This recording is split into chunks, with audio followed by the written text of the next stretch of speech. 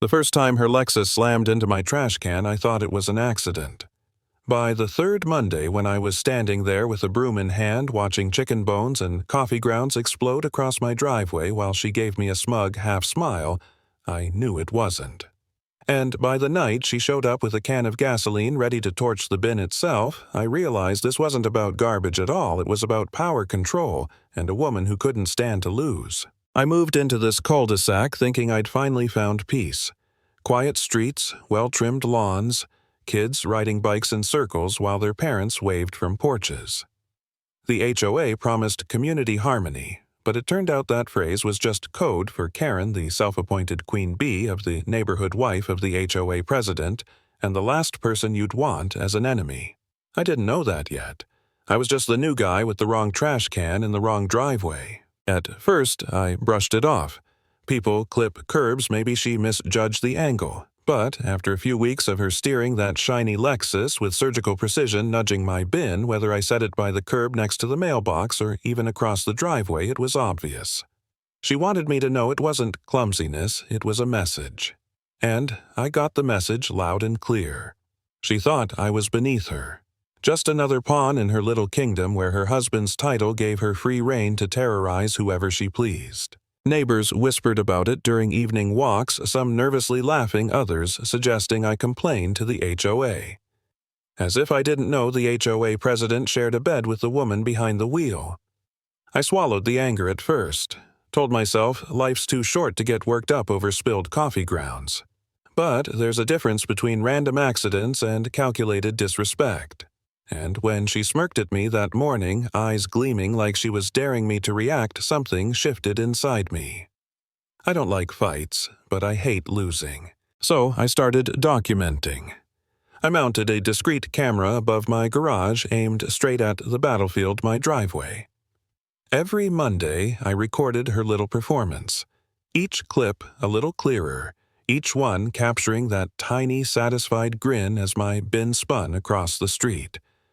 I built a highlight reel, not because I wanted to confront her yet, but because I knew people like her only crumble when the mirror's shoved in their face. My first move was simple. I weighted the can with bricks. I thought maybe if it didn't fall so easily, she'd stop. Instead, she hit it harder. The noise was so loud it woke half the block. Dogs barked, lights flickered on, and she just kept driving as if she'd done nothing. I dragged that heavy bin back upright in the dark, muttering curses under my breath, realizing I'd underestimated her appetite for pettiness. That's when the real idea hit me. If she wanted a game, I'd build one she couldn't win. I sketched designs late at night, laughing at myself for being a grown man plotting against a suburban tyrant. But it wasn't just a trash can anymore, it was a symbol. I reinforced the frame with steel, sunk the base into concrete, built it so sturdy it could take a linebacker's hit. On the outside, it looked like every other city-issued green bin. On the inside, it was Fort Knox. The first Monday it stood there, she came rolling out right on time. Coffee in one hand, sunglasses perched smug as ever. Her Lexus lined up wheels tilted just right and then impact. But instead of toppling the bin, rocked and stayed firm. Her car jerked back like it had hit a wall. For the first time, she didn't smirk. She scowled. She backed up, circled around, and sped off. I replayed that footage over and over, savoring the look on her face when she realized she wasn't in control anymore. But satisfaction quickly turned into realization. She wasn't going to stop. If anything, she'd escalate. And she did. Late-night drive-bys, sideswipes, even shoving the bin down the block by hand. One night, my mailbox camera caught her physically kicking it, muttering under her breath. I saved the clip like evidence in a trial because that's what it was starting to feel like, me building a case against a woman who thought HOA bylaws made her untouchable. For a while, though, doubt crept in. I'd sit on the porch staring at that unyielding bin, wondering if I was crazy for caring so much. Maybe I should just roll it back every week, make it easy for her stop inviting this war into my driveway. Maybe I was the one dragging the neighborhood into some petty spectacle. And yet, every time I thought about giving up, I remembered the smug tilt of her head as she drove off or the fake letters about trash violations that mysteriously showed up in my mailbox. That wasn't clumsiness. That was harassment dressed up in HOA letterhead. And that's when I decided I wasn't moving. Not the bin, not myself. If she wanted a war, she'd get one. So I got creative. I built in die packs, harmless but messy, triggered on impact. One morning she rammed the bin and got her windshield splattered with electric blue mist. She froze, panicked, then tore down the street. The footage was gold. Neighbors started to notice too. Mrs. Wilson texted me a photo with the caption, "What's her problem?"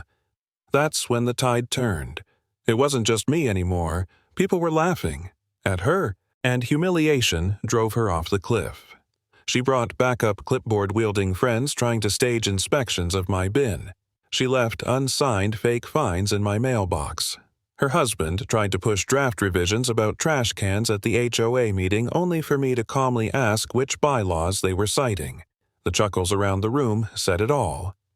Their little empire was cracking. Then came the night I'll never forget. Past midnight, motion sensors buzzed my phone. I opened the feed and froze. Karen was crouched at my bin in dark clothes, clutching a gallon of gasoline, fumbling with a lighter. My heart pounded as I dialed 911. The patrol car arrived just as she tipped the container, just as the flame flicked in her hand. Red and blue lights filled the street. She dropped everything, eyes wide, caught like a kid stealing candy, except this was arson. The neighbors poured out filming from porches as officers cuffed her and led her away. Her husband stumbled out minutes later, robe barely tied, trying to argue with the cops, but the evidence was undeniable. Gasoline on her hands, a lighter in her pocket, video rolling the whole time. She wasn't queen of the block anymore. She was the villain in her own crime scene. The fallout was brutal. Gossip spread faster than wildfire. Clips of her tantrums leaked into group chats. Neighbors passed around screenshots. Kids even started calling my bin Fort trash more. At the next HOA meeting, her husband's voice cracked under laughter when he tried to bring up uniform trash receptacles.